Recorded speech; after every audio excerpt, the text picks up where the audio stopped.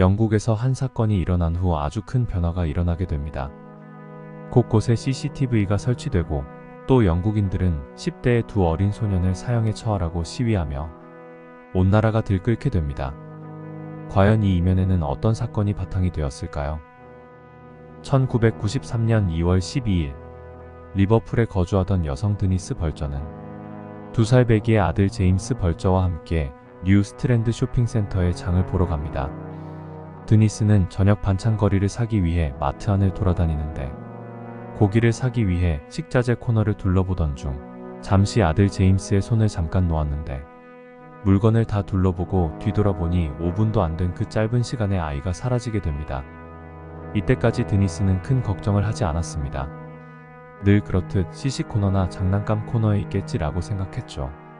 제임스의 이름을 부르며 그 근처들을 둘러보는 드니스에 마트 직원들도 함께 제임스의 이름을 부르며 찾아 나섭니다. 그러나 마트 어디에도 아이의 모습은 보이지 않았습니다. 결국 드니스는 경찰에 신고했고 도착한 경찰은 마트 내 CCTV부터 먼저 확인합니다.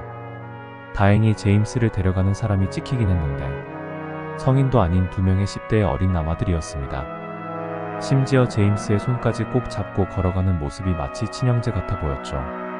화면을 보면서 경찰과 드니스는 외려 한시름을 놓게 됩니다. 어린 2명의 아이를 확인 후 납치나 유괴가 아니라서 다행이라고 했습니다. 그저 2명의 아이가 제임스를 빨리 데려다 주기만을 기다렸죠. 그런데 상황은 어른들의 생각과는 달리 이상하게 흘러갑니다. 사건 발생한 지 이틀이 지난 2월 14일 제임스는 뜻밖에도 쇼핑센터에서 약 4km 떨어진 옛 월튼 엔필드 기차역 근처 철로에서 사망한 채 발견되었습니다. 얼굴엔 파란색 페인트가 뒤덮여 있고 발, 벽돌, 파이프 등으로 구타당해 생긴 피멍이 얼굴과 몸 곳곳에 있었고 심지어 한쪽 안구는 파열된 채 입안과 항문에 다수의 건전지가 삽입되어 있고 시신은 이미 기차에 밟혀 두 동강이 난 상태였습니다. 너무나 참혹한 시신 상태에 경찰들이 드니스에게 보여주길 꺼렸을 정도였다고 합니다. 공식적인 사인은 뇌손상으로 이는 피해자가 철로에서 사고사를 당한 게 아니라는 의미였습니다. 경찰들은 리버풀에 위치한 모든 초등학교를 샅샅이 뒤져 사건 당일 결석한 학생, 평소에도 결석이 많은 불량 학생들을 조사해 용의자를 좁힌 결과 가해자 소년 2명을 찾는 데에는 그리 긴 시간이 걸리지 않았습니다. 당시 10살인 동갑내기 친구인 로버트 톰슨과 존 베너블스, 이들은 이미 학교에 무단 결석을 하게 된 지 오래된 상태였다고 합니다. 이들의 집에는 피해자의 시신에 뿌려진 파란 페인트와 피해자의 혈흔 자국이 묻은 신발이 있었습니다. 로버트는 7남매 중 막내로 부모 모두 심각한 중증 알코올 의존증이었습니다. 특히 아버지는 아내와 자녀들을 샌드백 마냥 폭행하고 성적 학대를 거듭하다가 로버트가 겨우 5살 때 가출합니다. 형제간에도 폭행과 폭력이 일상적이었고 더욱이 막내인 로버트는 제일 심하게 폭행과 학대를 당했다고 합니다. 범행 일주일 전에는 집이 화재로 전소되는 일도 있었습니다. 존은 부모가 이혼하며 양측을 오가며 자랐는데 어머니는 질병과 우울증으로 어린 자녀들을 상습적으로 방치하여 경찰에 수해 소환되었다고 합니다. 존은 원래 활달한 성격의 아이였지만 따돌림을 당하며 자주 싸움하곤 했습니다. 환경 탓인지 반복적으로 벽에 머리를 부딪히는 심각한 버릇이 있었는데 교사는 물론 학교에서도 조치나 관심조차 없어 방치되었다고 합니다. 이런 존이 어느 날 동급생을 줄자로 목 졸라 살해하려 했다는 사실이 드러나 강제 전학을 당했는데 이때 전학간 학교에서 로버트를 처음 만나게 됩니다. 이후 둘은 급속도로 친해졌는데 공포나 폭력적인 비디오에 둘 다 푹 빠지며 범행 전부터 우려가 되는 심각한 상태였습니다. 가해자 둘을 특정함에 따라 자백 또한 빨리 받았는데 성인 주범이 따로 있을 거라는 경찰의 예상과는 달리 온전히 이 두 사람의 소행이었습니다. 두 사람은 단순히 어린애 한 명 유괴해보고 싶었다며 원래는 쇼핑몰에서 장난꾸러기에 한 명 찾았는데 해당 아이의 엄마가 바로 아이를 데려간 덕에 다른 표적을 찾았고 그게 제임스가 되었다고 합니다. 이들은 제임스의 접근에 다정하게 말을 걸며 손잡고 여기저기 돌아다녔습니다. 두 사람은 제임스를 운하로 밀어넣을까 하며 농담도 주고받았는데 이때 이들을 목격한 한 목격자는 운하에서 제임스를 봤다며 그때 제임스는 눈을 뜨고 울고 있었다고 진술했습니다. 이외에도 이들을 목격한 사람들이 38명이나 되는데 거의 대부분은 구경꾼처럼 아무런 개입도 하지 않았으며 목격자 중 2사람이 가해자들에게 이의를 제기했지만 가해자들은 제임스가 자신들의 형제라고 주장하고 자신들이 길을 잃어 경찰서로 가는 중이라고 했다고 합니다. 나머지 목격자들은 제임스가 울거나 소리치지도 않아 그 누구도 이 상황의 심각성을 느끼지 못했다고 했습니다. 마침내 그들은 월턴에 도착하고 길 건너편에 월튼레인 경찰서가 있었으나 잠시 머뭇거리는 듯 싶더니 제임스를 데리고 가파른 둑을 올라 월튼 파크 묘지와 가까운 월튼 앤 안필드 기차역으로 향합니다. 거기서 둘은 오는 중 도둑질한 파란색 페인트를 제임스의 왼쪽 눈에 던지고 피해자를 쇠막대기, 벽돌 등을 이용해 폭행하였으며 그의 입과 항문에 배터리를 삽입했습니다. 그것도 모자라 10kg나 되는 철도 어판을 제임스에 떨어뜨려 제임스를 살해합니다. 이들은 사건을 사고사로 위장하기 위해 제임스의 머리를 돌무더기로 짓눌렀으며 마치 기차가 그를 치고 지나간 듯한 상황을 꾸몄습니다. 이들이 현장을 떠난 후 제임스의 시신은 실제로 기차에 의해 반으로 잘려나가고 이 참혹한 현장은 나중에 한 무리의 아이들에 의해 발견됩니다. 두 가해자는 범행 후 비디오 플레이점에서 아무렇지 않게 비디오를 보며 시간을 때웠습니다. 부검 담당 병리학자인 앨런 윌리엄스는 제임스가 너무 많은 부상을 입었다며 총 42군데인데 대부분 치명상이라고 말할 수 있다고 했습니다. 경찰 또한 현장의 상태와 부검 결과로 보아 제임스는 폭행뿐만 아니라 성폭행과 성고문까지 당했을 것으로 보았습니다. 재판 중 형사, 병리학자, 아동정신과 의사 등 진술에 따라 상기 상황에 대한 질문을 하자 로버트와 존 2사람 모두 자세한 내용을 밝히기를 꺼려했습니다. 용의자가 너무 어리다는 사실은 본 사건 담당인 수사관들에게 충격으로 다가왔습니다. 초기 언론 보도와 경찰 진술에 따르면 제임스는 30대의 가해자들과 함께 있었다고 언급되었는데 CCTV에 포착된 이미지로는 두 소년의 나이를 확인하기 어려웠기 때문이라고 합니다. 유럽인권재판소는 이들이 성인 법정에서 공개 재판을 받음으로써 공정한 재판을 받지 못했다고 하면서 이러한 측면을 비판했습니다.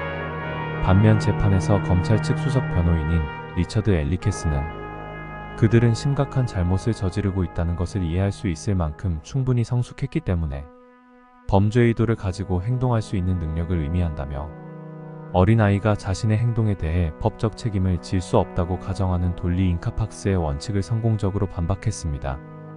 돌리 잉카팍스는 고의에 대한 능력이 없는 또는 잘못을 인식할 수 없는 정도 라는 뜻으로 범죄에 대한 책임을 물을 수 없는 형사 미성년자를 뜻하는 영미법상 라틴어 법률 용어입니다.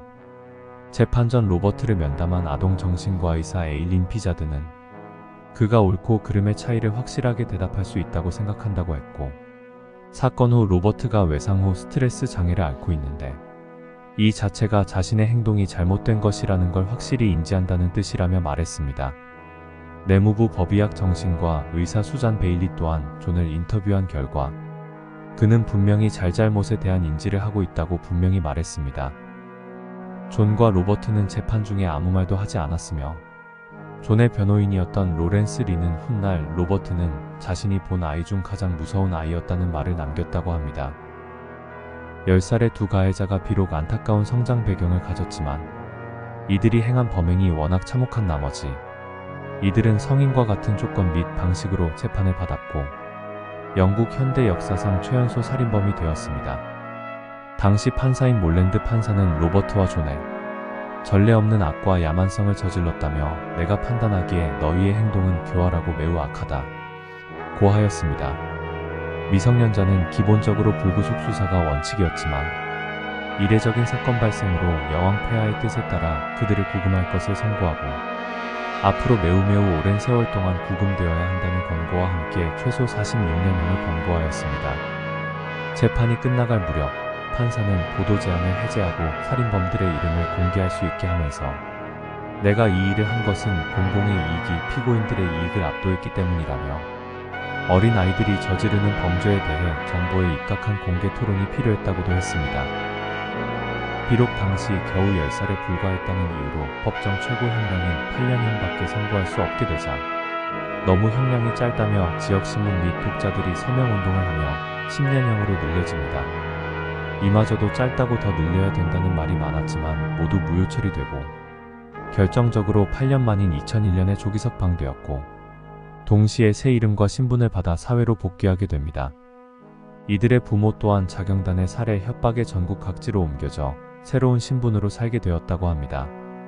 두 사람 모두 성인이 된 이후 수감된 전력이 있으나 로버트는 과거를 세탁해 결혼하고 사무직으로 잘 살고 있으며 존은 아동 성학대 이미지를 소지한 혐의로 또 중죄를 저질러 아직까지 수감 중이라 알려졌습니다. 법원은 존과 로버트가 가석방 동시에 새로운 신분을 부여받으며 영국 언론들에게 이들의 새로운 신원에 대해 공개하는 것을 금지하는 명령까지 내립니다.